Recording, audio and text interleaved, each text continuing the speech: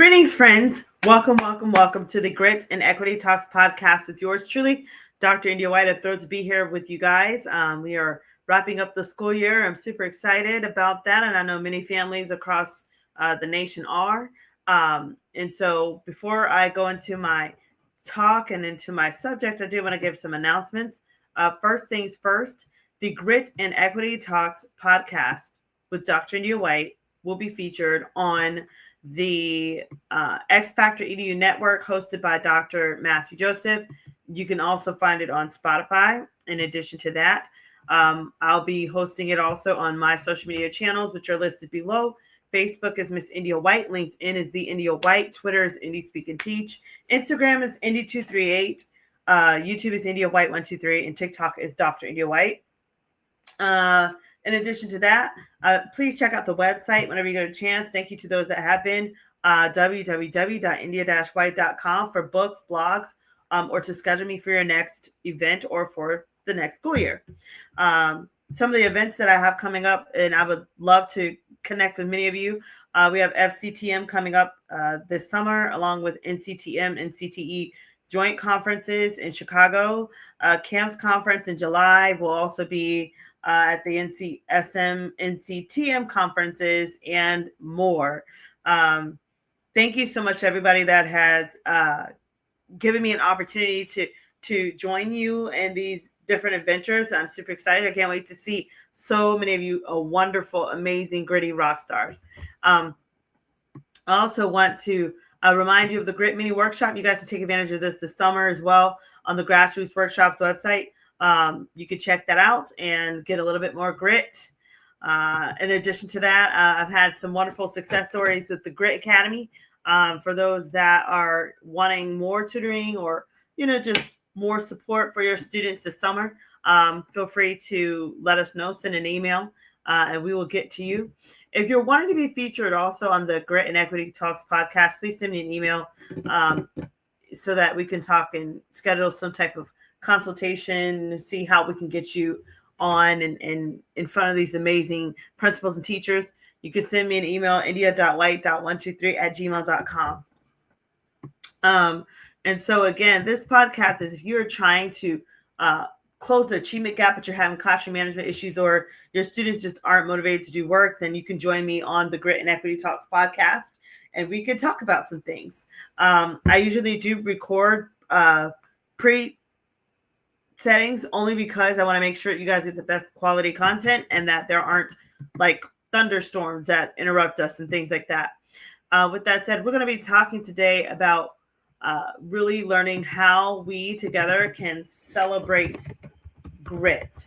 And again, when I talk about grit and I talk about celebrating grit, we're talking about, of course, great resilience in time. And we're talking about how do you celebrate learners who have done a great job or celebrate teachers who are doing an incredible job in the field of education? And so, I know that we have graduation around the corner and some people celebrate differently. And I think that we have to be very mindful of that. Definitely when you're dealing with different personality styles of your students and whatnot, not all of your students are the same. And, what works for one might not work for the other, but that doesn't mean that you can't at least try, right? So with that said, I do want to show you guys what I was able to find for us, but then I also want to start out by just giving my own tips. So whenever you're celebrating grit, there's nothing wrong with verbal praise. I want to say whenever you're giving students or teachers verbal praise, it's imperative that you do your best to be specific as to why you're praising them, what they did right, so that they can repeat that or so that they know that you took notice of the little detail. You were attentive to detail for them.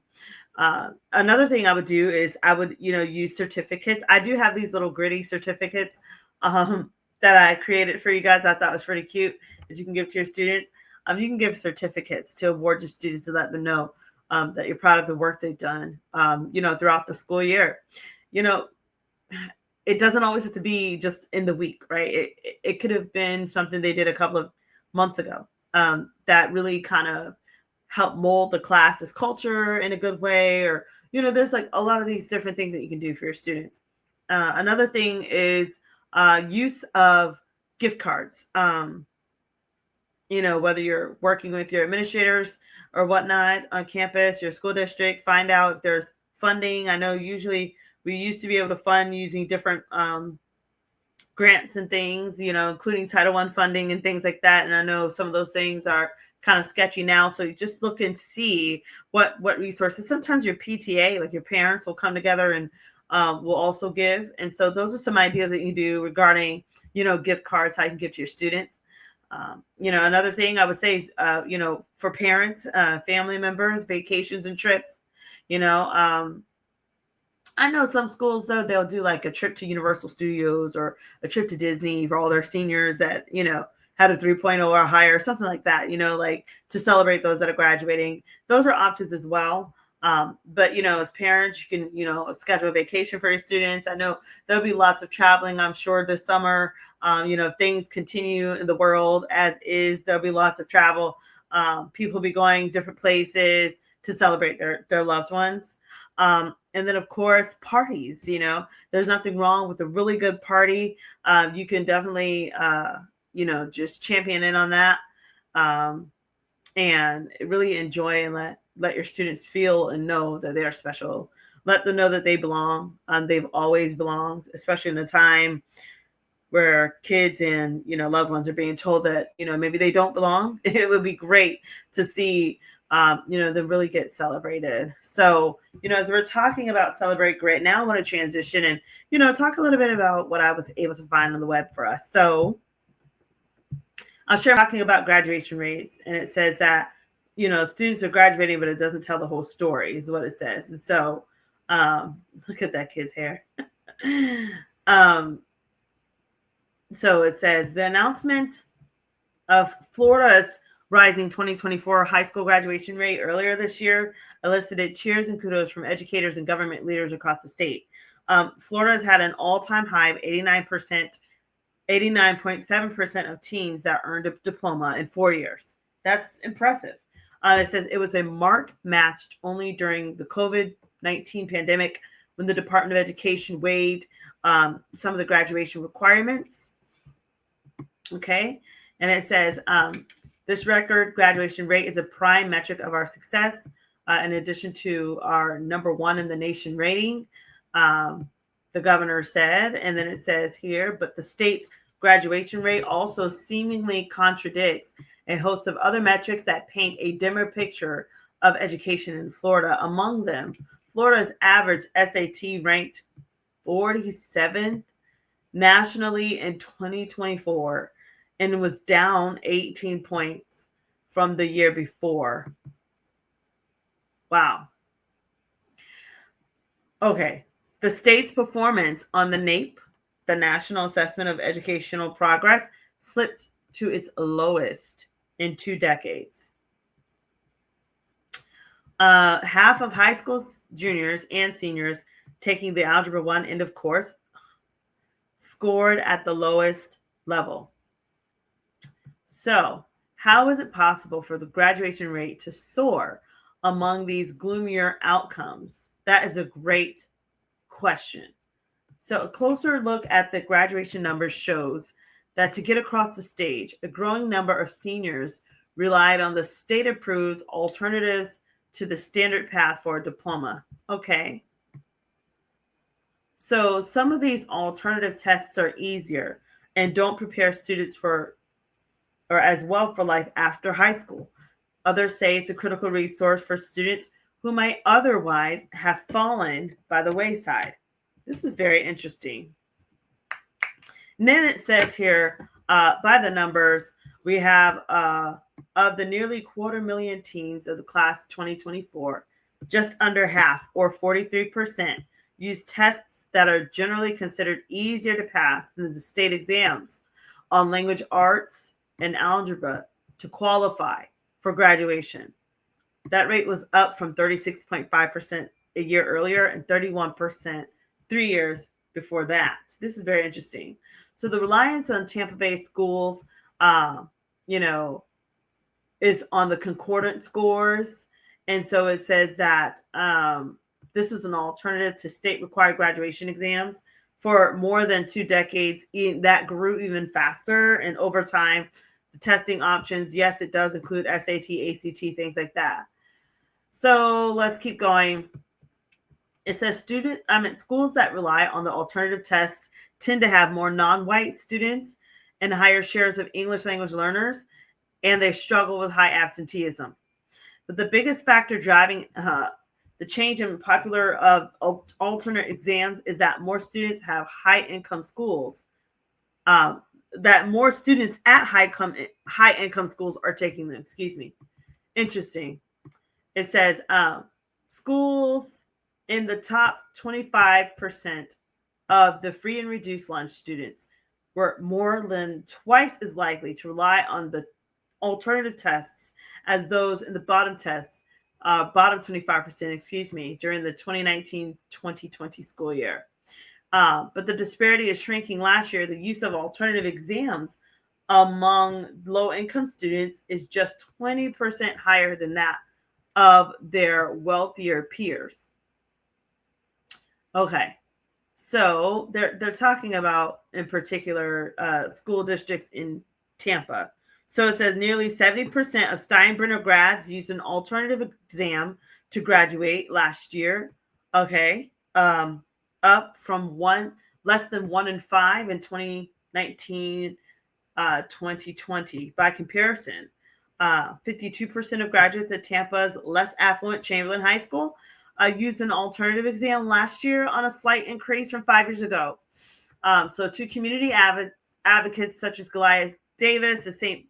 Pete police chief, a former one, and a deputy mayor, is clear it will continue to impact the ability to function in the real world, who regularly rails against the use of alternative graduation standards.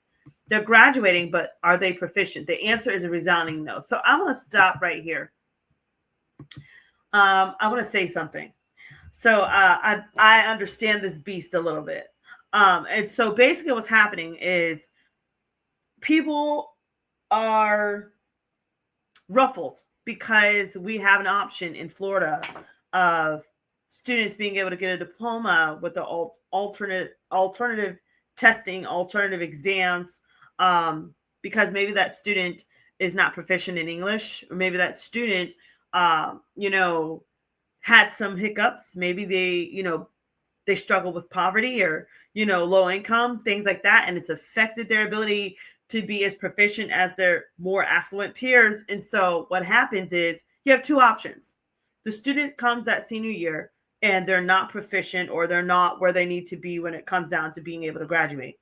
So you can give them what they used to give them, which are certificates of completion, which is not even a diploma. It's nothing. It's a piece of paper that basically says, hi, I went to school for 13 years of my life, including kindergarten, and I got nothing. And guess what? You can't get a job. You can't do anything, right?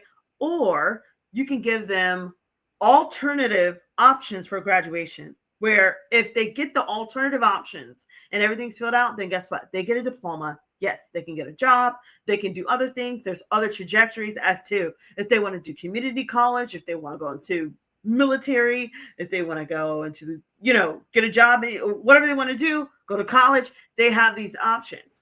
So my question is, what does it harm us as adults, parents, community leaders, to offer students an opportunity to advance in this life with a certificate, or not a certificate of completion, but with alternative options, so that they can get a set or a diploma? I'm going to say it again. What does it hurt us if we allow students alternative options for graduating, so that, one, they don't just get a certificate of completion and then wind up on the streets and possibly wind up in crime, wind up in deeper levels of poverty, right? There's that. Or it's give this student an opportunity to move forward and advance, looking at the situations and the predicaments that were against that child or against their family. I mean, listen, we have to understand, not every student has two parents in the home. Not every student has parents making over six figures. Not every student has a perfect situation. Some students are dealing with grief. Some students are dealing with poverty. Some students are dealing with crime. There's all different types of elements that goes into, teaching our learners and providing an environment where these students can thrive. I need all students to be able to succeed. And I think that being able to offer them this opportunity is actually an advantage and a support towards us as community leaders. Why do I say that? I would rather invest $90,000 in scholarships for students across the state of Florida than to invest, listen, $90,000 in prisons and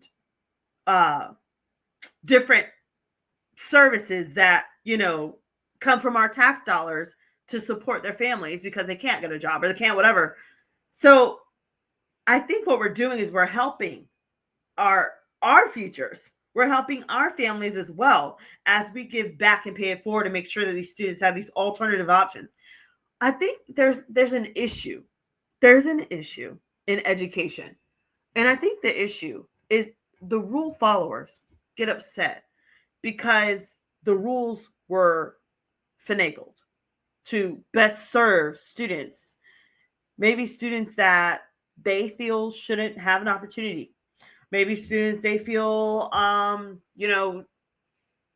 should have more, punishment. Personally, I don't agree that we should, be so black and white about, how students should be rated for their proficiency. Why do I say that? Because education is a tool to mold somebody, to teach them not only how to learn, but how to live their life. It teaches them mannerisms, but it teaches you how to thrive as a person. What good is it if we as educators and leaders say, hi, welcome to my class. Hi, welcome to our school. Hi, welcome to our school district, just to kick that student out and say, oh, well, you didn't miss it. You didn't make the cut by, 0.25%, or you only got a 59.21% in that class. So that means that you're not proficient. So you can't, contribute to society now. Now you got to go and figure it out because you can't get a job at Walmart. You can't get a job anywhere. You're going to be a grown 18-year-old, somebody just on the streets. My question is, why would we be in education if our hearts could be that callous? Now, I understand some people say, well, Indy, people have to pay for, their consequences and their shortcomings. But what about mercy?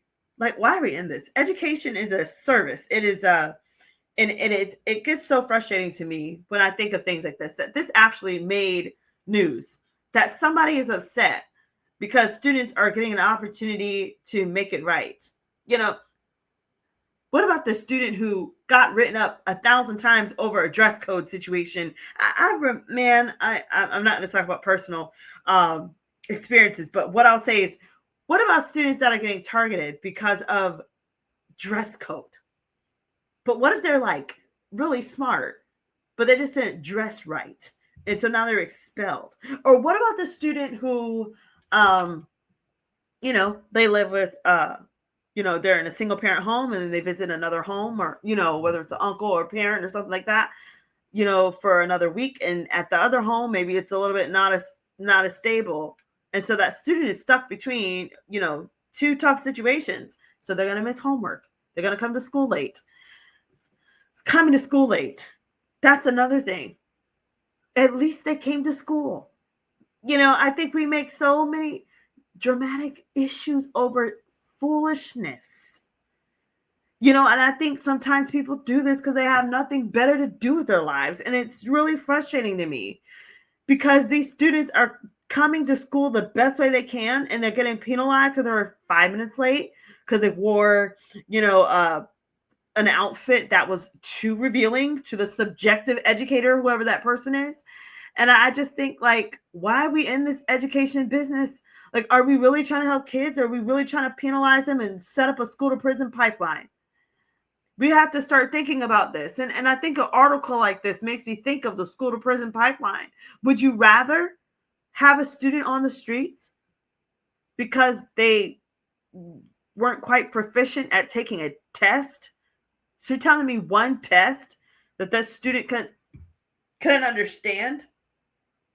So then, because maybe that student is absolutely a rock star and bright and has grit, right? Especially if they're learning English as a second language. I know they're gritty. So you're telling me for a student like that, because they can't speak English, they have to take a test.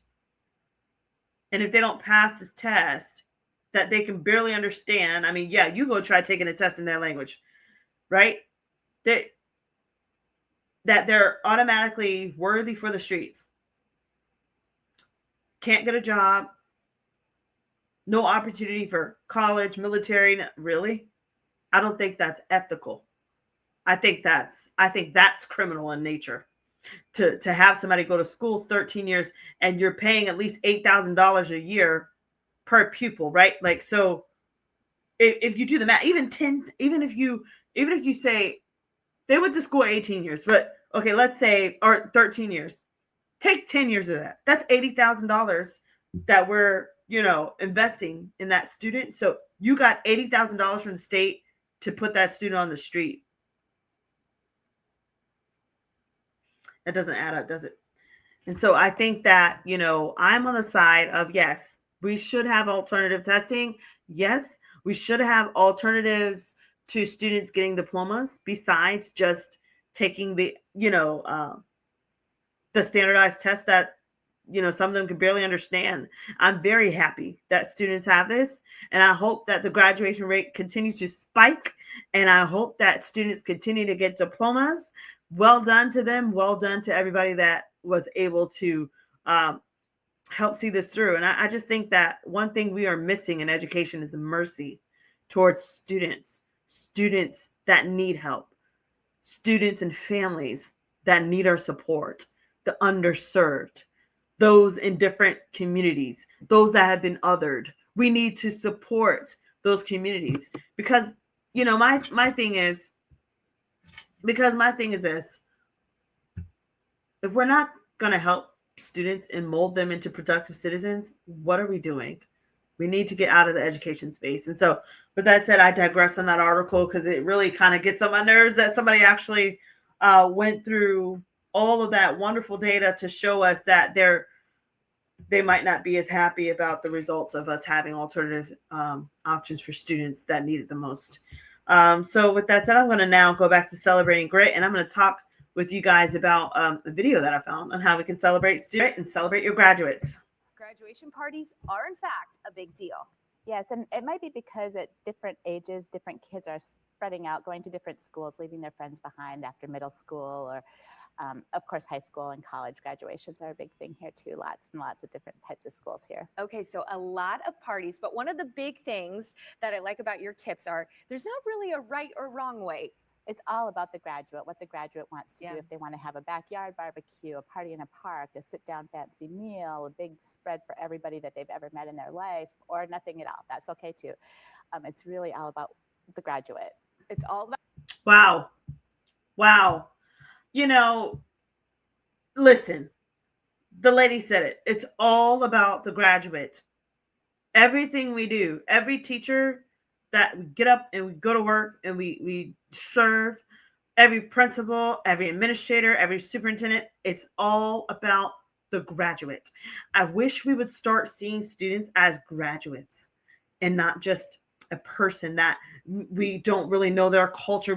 We're scared of them, or we're, like they're not relevant. I wish we would start seeing students as graduates, as our future generation of graduates. If you saw every student as a graduate, it would change so much, and this isn't for everybody. This is just for those few that they just, can't seem to get it. I wish we would see our students as graduates. So, I love how she said that. Let's keep listening to see what else she had to say about how we could celebrate students. I know you were just telling me you're planning your son's right now, which is exciting. And he's having a college send-off party in August. So it'll be actually not his graduation's next week, but his party's in August. Okay, fantastic. And he's having it. We're having it at the Limp Hall, and that's Benton Park venue. And one of the things that was attractive to us is they let you bring in your own food. So you can just choose whatever your child wants for food as well. That's really important. We were talking about that earlier too. That was some of the best parts, to see what food people people had. Okay, so what do we need Oh, to that know looks when good. we're reserving this space for these parties? Yeah, look for flexibility. The Lemp complex has different venues, indoors, outdoors. Okay. Another good one is Bellwether Hall in Lafayette Square, just south of downtown. And they also partner with Polite Society. It's the same owners. Out the graduate, right? We're celebrating them. And you had mentioned if they don't want to party, you had this idea here. So these are Sweeter Cards. It's a St. Louis company, and they're all about the greeting. So if your child just doesn't want to do anything, make sure you celebrate as the parent because you have earned it. I love it. So this one says self-care 101 for the parents, and then boom, mic drop. You did it for the How graduate. cute is that? Yeah, but definitely just make it, customize it to your family. Even if you don't have it now, have it later in the summer, have it at a. I love it. So that was really neat as they, spoke with us about ideas as to how we could celebrate our graduates, but also parents, you need to celebrate as well because, you were the one taking the students to school. You were the one going to their games. You were the one signing them up, doing the paperwork. You're the one going to the parent meetings. You're the one that was, grounding them when they needed to be grounded, taking their phone and taking their PlayStation, whatever it was that you needed to do to make sure that that student came on top, making sure that they had the nutrition they needed before testing, making sure they had the moral support, emotional support. So yes, you two parents need to celebrate. So, our students have been very gritty for us, and I'm very proud of all Florida students, but in general, all students across this nation. I'm very proud of our nation and what we are doing for our students. And if you are still teaching students and you still have these babies in front of you, no matter if they're 5 years old or 18 or 19 or even 20, I want you to remember it's your job to help mold them.